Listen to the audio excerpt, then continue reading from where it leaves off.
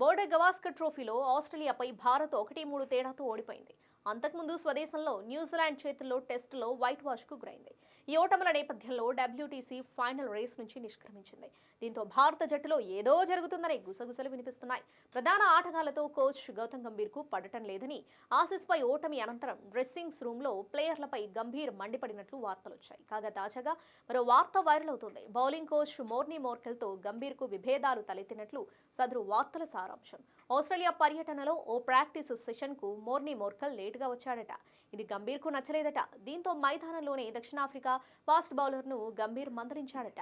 గంభీర్ ప్రవర్తనతో మోర్నీ మనస్తాపం చెందాడని, ఈ క్రమంలో అతడు మిగిలిన సిరీస్లో టీంతో అట్టిముట్టనట్టుగా ఉన్నాడని ఆంగ్ల మీడియాలో కథనాలొస్తున్నాయి. కాగా తన సహాయకులుగా గంభీర్ పట్టుబట్టి మరీ Morne Morkel, batting coach Abhishek Nayar, assistant coach Ryan ten డసాస్ట్లను తెచ్చుకున్నాడు. గంభీర్ ప్రధాన కోచ్గా బాధ్యతలు చేపట్టిన తర్వాత భారత్ 10 టెస్టులు ఆడగా అందులో 6 మ్యాచ్ల్లో ఓడిపోవడం గమనార్హం. దీంతో అతడిపై బీసీసీఐ కాస్త గుర్రుగానే ఉన్నట్లు తెలుస్తోంది.